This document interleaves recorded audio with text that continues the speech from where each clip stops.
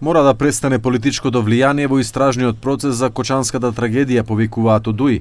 Подпредседателот на интегративците Арбар Адеми во Daily Click рече дека оваа трагедија се злоупотребува за да се запре постапката за разрешување на главниот обвинител Љупчо Коцевски, алудирајќи на условна казна. Prokuroria një orë më përpara duhet të çlirohet nga ky raport kushtëzimi para të cilët janë vendosur. Edhe mbi bazën e argumenteve, provave, të drejtoj edhe këtë rast, nga më të mëdhenj që janë trajtuar nga organet hetimore të përndjekjes në vend. Pra, paramendojeni absurditetin e gjithë kësaj historie.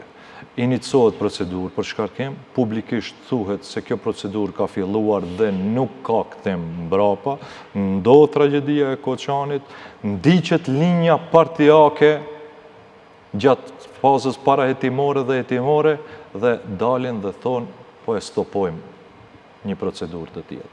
Во врска со апсењето на поранешниот министер за економија Крешник Бектеши по трагедијата во Кочани, каде животот го загубија 59 лица, Арбар Адеми од ДУИ рече дека ја видел кривичната пријава и предлогот на обвинителството, кој како што вели е апсурден и дека се работи за политичка конструкција и прогон.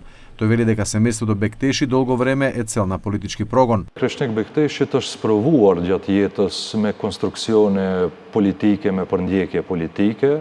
Pra në familjen e Kreshnikut ka të paktën 6 persona të cilët kanë qenë burgosur politik.